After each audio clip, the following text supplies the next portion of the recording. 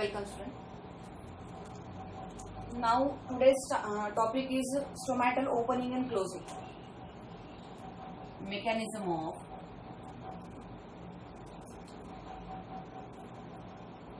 opening and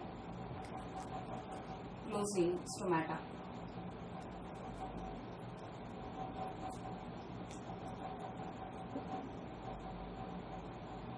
हमें mechanism study करनी है स्टोमेटा ओपनिंग और क्लोजिंग की. ओके, नाउ स्टोमेटा ओपनिंग और क्लोजिंग कौन उसे कंट्रोल कर रहा है? ये सारी प्रोसेस जो है जहां पे स्टोमेटा ओपन होगा या फिर स्टोमेटा क्लोज होगा. ओके, ये सारी की सारी ओपनिंग और क्लोजिंग कंट्रोल करने वाला जो है वो है turgor pressure inside the guard cell. Turgor pressure inside guard cell.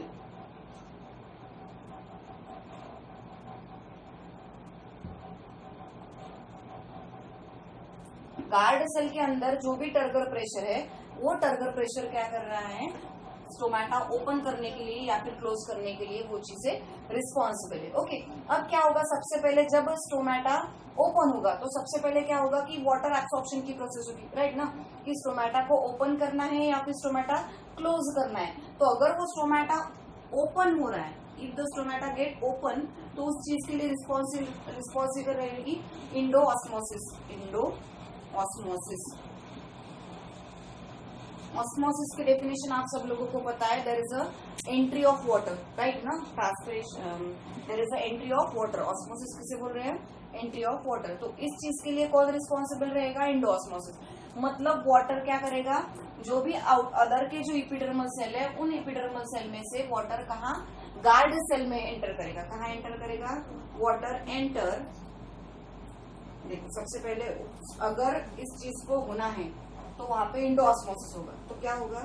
जो भी इपिडर्मल सेल है, इपिडर्मल सेल जो है, इपिडर्मल सेल से वाटर जो है कहाँ एंटर करेगा? गार्ड सेल में. गार्ड सेल में एंटर करेगा. जब ये गार्ड सेल में एंटर करेगा तो ये प्रेशर क्रिएट करेगा. Create pressure on the inner wall. कहाँ पे प्रेशर क्रिएट करेगा? ये इनर वॉल पे प्रेशर क्रिएट करेगा. जब इनर वॉल पे प्रेशर क्रिएट करेगा तो ऑब्वियसली वो जो लैटरल वॉल है, ओके, यहाँ पे जो लैटरल वॉल है, बाकी का सारा प्रेशर आएगा लैटरल वॉल पे. क्योंकि ये देखो वाटर यहाँ से यहाँ एंटर किया है. यहाँ पे एंटर करने के बाद में ये जो थिक वॉल है इन इलास्टिक इन नेचर है, ठीक है. तो इसकी वजह से यहाँ पे प्रेशर क्रिएट होके कोई फायदा है क्या? नहीं. यहाँ पे जो प्रेशर क्रिएट होगा ये अपना पूरा प्रेशर देगा कहाँ पे? लैटरल वॉल पे. और वहां पे लैटरल वॉल पे जब प्रेशर क्रिएट होगा और ड्यू टू दैट प्रेशर क्या होगा? वो ओपन स्टोमेटा होगा. ये जो इनर वॉल है या ये जो लैटरल वॉल है, इट गेट स्ट्रेच.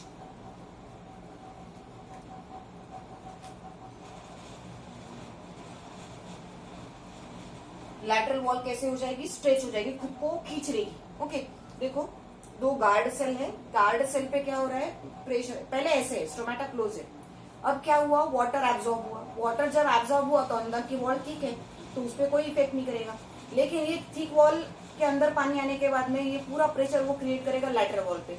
और जब लैटरल वॉल पे प्रेशर आएगा तो लैटरल वॉल क्या होगी? स्ट्रेच हो जाएगी. जब ये स्ट्रेच हो जाएगी तो अपने आप ही वो स्टोमेटा जो क्लोज था वो उसके स्ट्रेचनेस की वजह से ओपन हो जाएगा. और अंदर का जो वाटर है, एक्सेस वाटर है, वो is in the form of vapour loss हो जाएगा. तो वहां पे जो प्रोसेस कैरी होगी, तो उस प्रोसेस होते टाइम जो स्ट्रेचिंग की प्रोसेस होती है, तो उसके वजह से अंदर जो ऑस्मोटिक पोटेंशियल रहता है वो कैसे होता है? इंक्रीज होता है. Increase the osmotic potential. अंदर क्या होगा? ऑस्मोटिक पोटेंशियल बढ़ जाएगा. ये कब हुई सिचुएशन? ये सारी सिचुएशन कब कैरी आउट हुआ है? जब इंडो ऑस्मोसिस हुआ, वाटर अंदर एंटर करेगा, या फिर उस सिचुएशन को हम बोलेंगे स्टोमेटा ओपन. उस सिचुएशन को हम क्या बोलेंगे? स्टोमेटा ओपन हुआ. ओके। उस स्टोमेटा, अब ध्यान में रखना एक चीज को, अगर स्टोमेटा ओपन होना है तो एक चीज वहां पे कंपलसरी होगी कि वहां पे टर्गिडिटी आएगी। टर्गिडिटी मतलब, आप लोगों को इससे पहले भी हमने टर्गिडिटी का मतलब बोला है। टर्गिडिटी मतलब कि सेल टर्गिड हो जाएगी, भर जाएंगे पानी से, ओके। तो उसे हम बोलेंगे टर्गिडिटी, जहां पे टर्गर प्रेशर क्रिएट होगा। अब ये सारी चीजें हो रही है, तो एक चीज को कनेक्ट करना, अगर स्टोमेटा ओपन हुआ है तो वहां पे इंडोऑस्मोसिस हुआ है। इंडो मतलब वाटर की एंट्री हुई है। ऑब्वियसली अगर वाटर एंटर हुआ है तो वहां पे क्या होगा, टर्बिडिटी मतलब सेल भरा होगा वाटर से, ओके। तो वो सिचुएशन को हम बोलेंगे स्टोमेटा ओपन हो चुका है। उस सिचुएशन को हम बोलेंगे स्टोमेटा ओपन हो चुका है। सेकेंड जो सिचुएशन है वो है स्टोमेटा क्लोज। अब स्टोमेटा ओपन हो गया, अब स्टोमेटा क्लोज कैसे होगा, ये भी चीज हमारे लिए इंपॉर्टेंट है कि स्टोमेटा क्लोज भी होना चाहिए। और वो कब होता है, स्टोमेटा ओपन होता है during day time, stomata open during day time and stomata close during night time, okay. तो स्टोमेटा क्लोज कब होगा, ये during night time. Night time में ड्यूरिंग क्या होगा, स्टोमेटा क्लोज हो जाएगा। तो ये चीज करने के लिए वहां पे कौन सी प्रोसेस कैरी आउट होगी, जैसे वहां पे इंडोऑस्मोसिस था, यहाँ पे क्या होगा, एक्सोऑस्मोसिस। यहाँ पे क्या होगा, एक्सोऑस्मोसिस की प्रोसेस होगी, ओके। अब एक्सोऑस्मोसिस कैसे होगा, क्लियर करो कि हमने एक्सोऑस्मोसिस के बारे में बात की है, ओके। एक्सोऑस्मोसिस के बारे में अगर हम बात कर रहे हैं तो ऑब्वियसली क्या होगा कि यहाँ से वाटर लॉस होगा। टेम्परेचर कम रहता है, वाटर वेपर कम फॉर्मेशन होते हैं, तो ड्यूरिंग नाइट टाइम क्या होगा कि जो भी वाटर अंदर प्रेजेंट है वो वाटर लॉस हो जाएगा। मतलब जो गार्ड सेल में पानी था वो कहा जाएगा, वो एंटर करेगा फिर से सब्सिडरी सेल, और सब्सिडरी सेल से इपिडर्मल सेल, ओके। मतलब यहाँ पे क्या आएगी, कौन सी सिचुएशन आएगी, flaccid cell. Cell become flaccid. क्यों फैसिड हुए सेल, कुछ तो रीजन होगा उसके पीछे। अगर कोई सेल फैसिड हुआ है तो उस सेल को फैसिड करने के लिए क्या, कौन सा टर्मिनोलॉजी वहां पे वर्क करेगा, एक्सोऑस्मोसिस। क्योंकि नाइट टाइम में टेम्परेचर नहीं रहता है तो ट्रांसपिरेशन का जो रेट रहता है वो लोअर डाउन रहता है। तो लोअर डाउन रहे या कम हो जाए तो उस सिचुएशन में क्या होगा, जो सेल भरा हुआ था, जहाँ पे वाटर कंटेंट ऑलरेडी प्रेजेंट था, वो अपना सेल में का पानी बाहर, मतलब जो बाहर जा रहा था स्टोमेटा से, वो ऐसे नहीं जाएगा कि इधर के साइड, बैक साइड में रिटर्न चला जाएगा। तो बैक साइड में अगर वो इपिडर्मल सेल में जा रहा है, यहाँ पे अगर इपिडर्मल सेल प्रेजेंट है तो यहाँ का पानी क्या हुआ, गार्ड सेल में का निकल गया, कहाँ गया, फिर से इपिडर्मल सेल से आया था, इपिडर्मल सेल में वापस गया। तो इस प्रोसेस को हम बोलेंगे एक्सोऑस्मोसिस। एक्सोऑस्मोसिस। अब यहाँ पे जो सिचुएशन है वो कौन सी है, फ्लैसिड। यहाँ पे सिचुएशन कौन सी है, फ्लैसिड। तो इस चीज के लिए मतलब जो गार्ड सेल था वो जो भरा हुआ था उसने अपना पानी लॉस कर दिया, वाटर लॉस कर दिया। अगर वाटर लॉस हुआ है, जो स्ट्रेच हुआ था वाटर लॉस होने की वजह से, वाटर लॉस होने की वजह से जो स्ट्रेच हुआ था, अब सॉरी वाटर गेन होने की वजह से जो स्ट्रेच हो गया था, तो उसमें का पानी अब खत्म हो गया, निकल गया, बैक फिर से एपिडर्मल सेल में वापस चला गया। तो जो स्ट्रेच हो गया था वो कैसे हो जाएगा, नॉर्मल हो जाएगा, और स्टोमेटा क्या हो जाएगा, क्लोज हो जाएगा। और ये स्टोमेटा क्लोज होने की वजह से, फैसिड कंडीशन होने की वजह से, यहाँ पे जो ऑस्मोटिक पोटेंशियल है,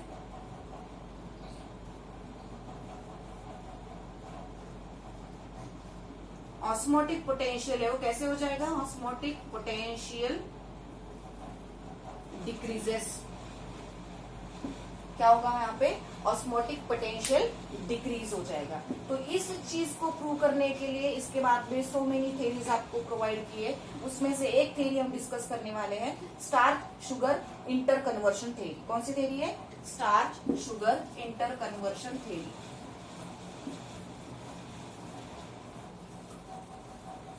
starch sugar inter conversion theory.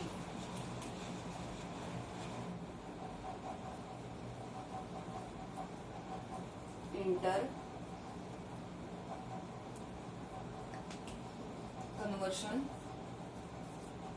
Theory, okay. This is the starch sugar inter conversion theory. अब इस थेरी में हमें क्या देखना है कि सबसे पहले स्टार्च रहता है, स्टार्च का कन्वर्शन शुगर में होगा, स्टार्च का कन्वर्शन शुगर में होगा in the presence of enzyme phosphorylase. Phosphorylase. ये फॉस्फोराइलेज क्या है?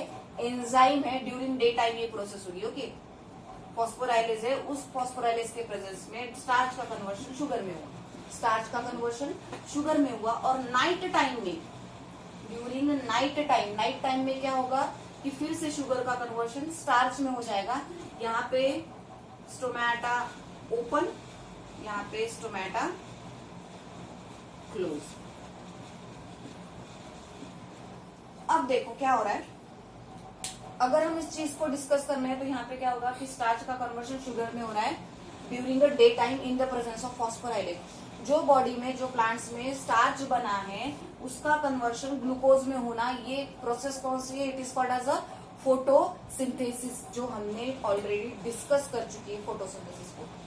तो स्टार्च का कन्वर्शन शुगर में हुआ। आप लोगों को पता है कि ड्यूरिंग डे टाइम क्या होता है कि जो भी शुगर रहती है, जो भी स्टोमेटा ओपन रहता है, उसके उस चीज के वजह से वहां पे मैलिक एसिड फॉर्मेशन होगा। मैलिक एसिड फॉर्मेशन होगा during day time. Okay, during day time starch का कन्वर्शन मैलिक एसिड में होगा। उसने क्या किया? स्टोमेटा ओपन किया और स्टोमेटा जब ओपन हुआ उसी टाइम, डे टाइम में स्टार्च जो बना है वो स्टार्च का कन्वर्शन मैलिक एसिड में हुआ। वो जो मैलिक एसिड है, that malic acid get dissociated. अब देखो ये सिचुएशन क्यों कैरी आउट? ये जो सिचुएशन है, स्टार्च का कन्वर्शन शुगर में हुआ और फिर से नाइट टाइम में शुगर का कन्वर्शन स्टार्च में हुआ। जब हम स्टोमेटा को ओपन करते हैं, जब स्टोमेटा ओपन होता है उस टाइम फोटोसिंथेसिस की प्रोसेस होती है। गार्ड सेल अंदर भरा हुआ रहता है और उसकी वजह से सारी प्रोसेस होने के टाइम शुगर वहां पे फॉर्मेशन होगी, ग्लूकोज फॉर्मेशन होगा, जो हमने C3-C4 पाथवे में डिस्कस किया है। ओके, अब C3-C4 पाथवे हमने जब डिस्कस किया है तो जब starch converts into a sugar तो उस टाइम क्या होगा? ऑस्मोटिक पोटेंशियल ज्यादा रहेगा। क्यों? क्योंकि गार्ड सेल भरा हुआ है तो स्टोमेटा ओपन हुआ है, और स्टोमेटा ओपन हो रहा है तो ऑब्वियसली गैसियस एक्सचेंज भी वहां पे होगा। क्योंकि जो भी फोटोसिंथेसिस में बाय प्रोडक्ट बनेंगे उस टाइम क्या होगा? बाय प्रोडक्ट के टाइम पे फिर से जैसे हमने फोटोसिंथेसिस की रिएक्शन देखी कि they are using as a raw material like a carbon dioxide and water और कार्बन डाइऑक्साइड का यूज करके वो ग्लूकोज बनाते हैं। ग्लूकोज बनने के बाद में जो बाय प्रोडक्ट बनते हैं वो क्या होते हैं? वाटर रहता है, ग्लूकोज रहता है, ऑक्सीजन वो क्या होता है? एक्सपेल हो जाता है एनवायरमेंट में, that is exchange of gases. अब ऑक्सीजन निकल गया तो वो हो गया exchange of gases during day time. Okay, अब ये सारी जो प्रोसेस है, जो ऑक्सीजन बाहर निकाल रहा है वो क्या हो गया? ड्यूरिंग अ डे टाइम हुआ, मतलब वहां पे शुगर फॉर्मेशन की प्रोसेस हो गई और वो हाई ऑस्मोटिक प्रेशर पे हुई। कब हुई? हाई ऑस्मोटिक प्रेशर पे हुई। लेकिन जब वो स्टोमेटा क्लोज हो जाता है, जब स्टोमेटा क्लोज हो जाता है तो लाइट वहां पे प्रेजेंट रहती है क्या? नहीं। अगर लाइट वहां पे प्रेजेंट नहीं है तो स्टोमेटा क्लोज हो गया तो जो रेट ऑफ ट्रांसपिरेशन है वो भी लोअर डाउन हो जाएगा और फिर से स्टोमेटा क्लोज ओपन होने के बाद में फिर से वो जो शुगर है वो स्टार्च में कन्वर्ट हो जाएगी ड्यूरिंग अ नाइट टाइम। अब ये मैलिक एसिड जो थ्योरी है हम नेक्स्ट थ्योरी में डिस्कस करेंगे, जहां पे हम जिसे हम मैलेट या फिर प्रोटॉन ट्रांसपोर्ट थ्योरी भी बोलते हैं। उसे हम क्या बोलेंगे? Proton transport theory by the scientist लिविट नाम के साइंटिस्ट ने 1974 में प्रोटॉन ट्रांसपोर्ट थ्योरी एक्सप्लेन की थी। तो ये हो गई starch sugar inter conversion theory. क्यों हुआ ये? स्टोमेटा जब ओपन और क्लोज होता है उस टाइम ये होने वाली थ्योरी है। सेकेंड है proton transport theory. Proton transport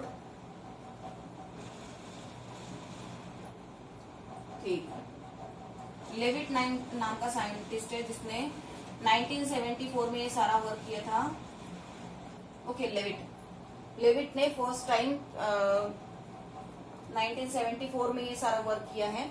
उसने क्या किया कि जो बोल रहा है ओपनिंग और closing of stomata on the basis of proton transport, ये किसके बेसिस पे होता है बोलते हैं? प्रोटॉन ट्रांसपोर्ट के बेसिस में ये सारी प्रोसेस हो रही है, ये उनका बोलना था। मतलब उन्होंने प्रूव किया है कि वहां पे जो H पॉजिटिव आयंस रहते हैं एंड K पॉजिटिव आयंस रहते हैं, ये प्रोटॉन्स है। इनके ट्रांसपोर्ट के बेसिस पे उन्होंने आपको एक्सप्लेन किया है कि कैसे वो थ्योरी काम करेगी। तो देखो, सबसे पहले जो स्टार्च रहता है during day time starch convert into a malic acid.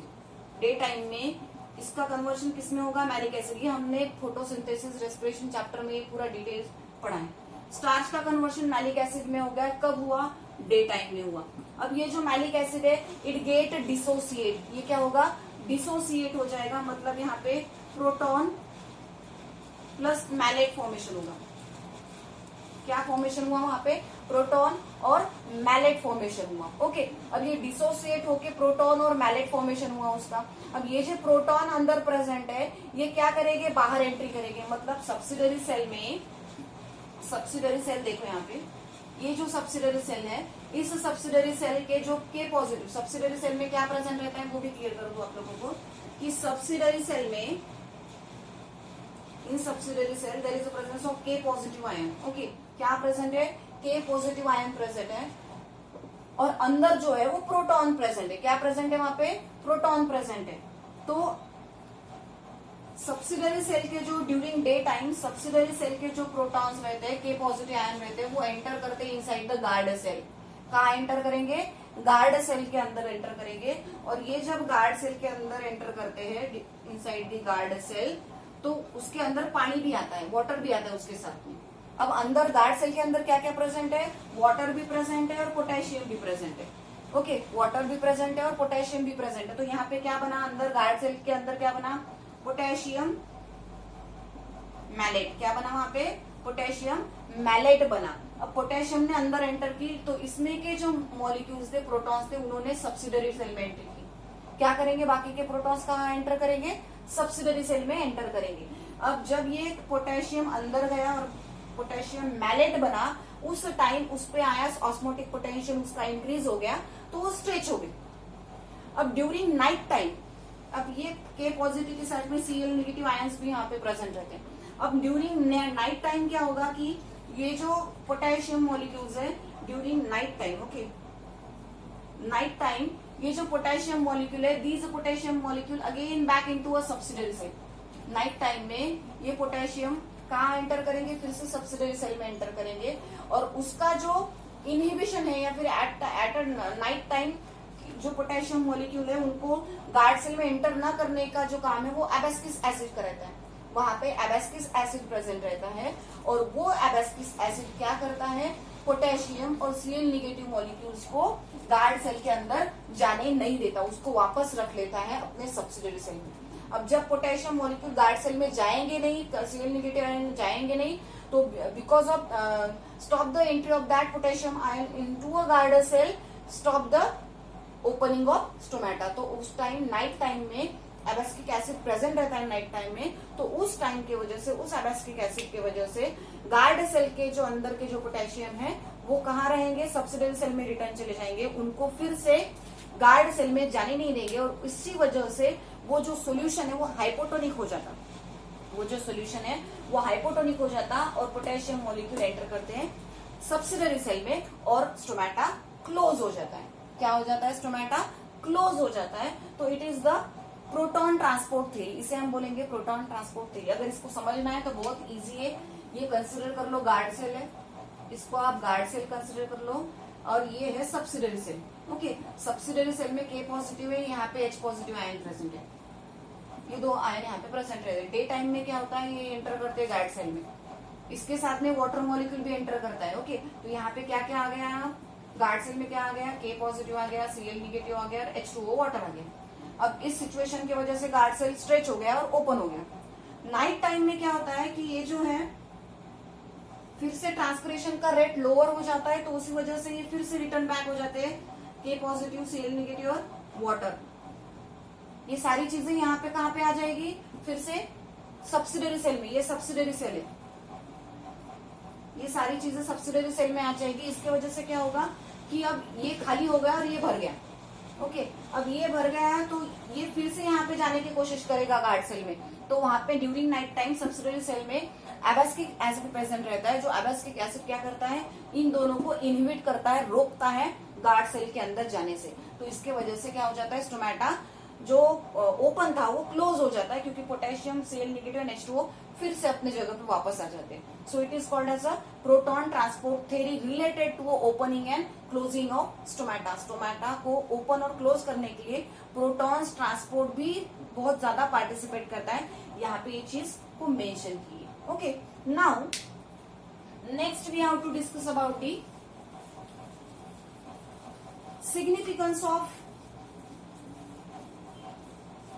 Transpiration. Transpiration की सिग्निफिकेंस क्या है? What are the significance of transpiration? सबसे पहले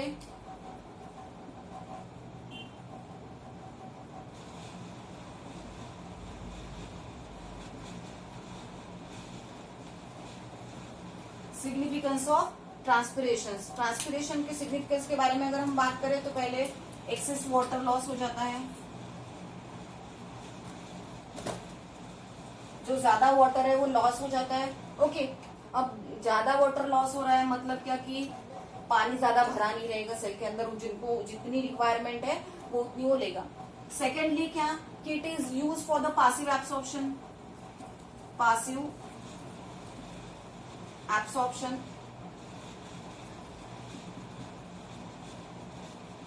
किसका?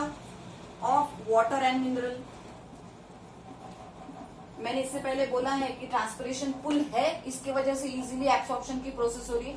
वहां पे एटीपी रिक्वायर्ड नहीं, एक्स्ट्रा एनर्जी की रिक्वायर्ड नहीं, इजीली वाटर को ड्रॉन ऑफ किया जा रहा है, मिनरल को एब्सॉर्ब किया जा रहा है with the help of passive absorption with the help of transpiration. Third हम क्या बोलेंगे? It is again participant in the ascent of sap. किसे बोला है हमने? Ascent of sap. Transport of water plus mineral from lower portion of the root to the upper portion of a plant. Plant के lower portion से लेके upper portion तक क्या होगा? वाटर लॉस होगा, वाटर ट्रांसमिट होगा एरियल पोर्शन तक, तो उसे हम बोलेंगे एसेंट ऑफ सैप. और ये भी हो रहा है with the help of transpiration. ये भी ट्रांसपिरेशन है, इसी वजह से उस फ्लो की वजह से ये सारी चीजें कैरी आउट हो रही है.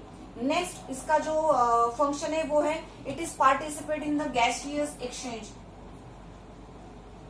exchange of gas. It is also participate in the exchange of gas. For example, photosynthesis and respiration. Photosynthesis and respiration मतलब क्या कि फोटोसिंथेसिस में जो बन रहा है बाय प्रोडक्ट कार्बन ऑक्सीजन को भी बाहर निकालने का काम स्टोमेटा करेगा, ट्रांसपिरेशन की हेल्प से होगा. और रेस्पिरेशन के अंदर जो कार्बन डाइऑक्साइड लेना है वो भी काम with the help of transpiration होगा. मतलब ये जो एक्सचेंज ऑफ गैसेस है जो फोटोसिंथेसिस और रेस्पिरेशन में हो रहा है वो भी हो रहा है with the help of transpiration with the help of stomata. Next है इंक्रीज दी और it is use for the maintenance of turbidity of cell. Cell को भरा रखने के लिए, क्योंकि आपको पता है कि अगर वाटर लॉस बहुत ज्यादा हो गया तो भी हार्म रहता है, हार्मफुल होता है प्लांट्स के लिए, सेल के लिए. तो क्या कर रहा है ये? It is maintain the turbidity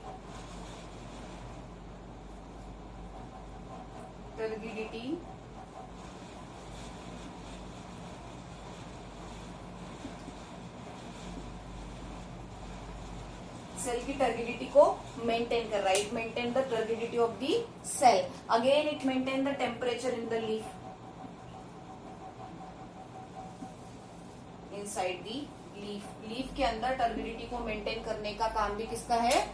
transpiration का है. क्योंकि जितना वो वाटर लॉस करेगा, जितना वो वाटर को ट्रांसपिरेट करेगा, उसका भी रेट रहता है. हाई रेट में ट्रांसपिरेशन ज्यादा अच्छा नहीं होता है.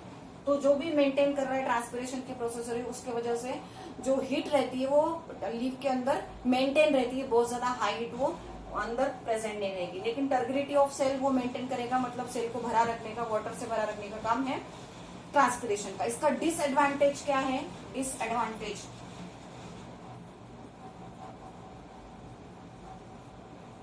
Of transpiration. ट्रांसपिरेशन का डिसएडवांटेज क्या है कि विल्टिंग ऑफ लीफ और injury cause to the leaf. Leaf में इंजुरी भी कॉज हो सकती है, उसकी वजह से डेथ ऑफ लीफ भी हो सकती है. मतलब बहुत ज्यादा अगर वाटर लॉस हुआ, बहुत ज्यादा अगर वाटर लॉस हुआ तो उसके वजह से क्या होगा कि जो लीव्स है वो डाउन हो जाएंगे, बेंडिंग हो जाएंगे, मुरझा जाएंगे, उसे हम विल्टिंग बोल सकते हैं. और उसके वजह से इंजुरी भी कॉज हो सकती है और डेथ ऑफ लीफ भी हो सकता है, लीफ की डेथ भी हो सकती है. ये हो गए advantages and disadvantages of the transpiration. Now transpiration को नेसेसरी एविल बोला गया है। क्यों नेसेसरी एविल क्यों बोला गया है? क्यों? क्योंकि फोटोसिंथेसिस और रेस्पिरेशन जब तक कि स्टोमेटा ओपन नहीं होगा उस वक्त तक रेस्पिरेशन और फोटोसिंथेसिस के लिए रिक्वायरमेंट जो गैसेस ऑफ एक्सचेंज है वो स्टोमेटा के हेल्प से होते हैं। तो स्टोमेटा ओपन रहेगा तो फोटोसिंथेसिस और रेस्पिरेशन के बाय प्रोडक्ट में एक्सचेंज ऑफ गैसेस हो सकता है, अदरवाइज नहीं हो सकता है। मतलब स्टोमेटा को ओपन रहना बहुत ज्यादा इंपॉर्टेंट होता है। Okay, so it is the requirement और it is the necessity of a transpiration. अगर ट्रांसपिरेशन होगा तो एज अ बाय प्रोडक्ट जो फॉर्मेशन हो रहा है उसके लिए भी, एक्सचेंज ऑफ मटेरियल करने के लिए भी ट्रांसपिरेशन बहुत ज्यादा इंपॉर्टेंट होता है। तो so it is a known as a necessary of evil and it is the end of your chapter. यहाँ पे आपका चैप्टर खत्म हो चुका है। बाकी जो है नेक्स्ट डिस्कस करेंगे। Thank you.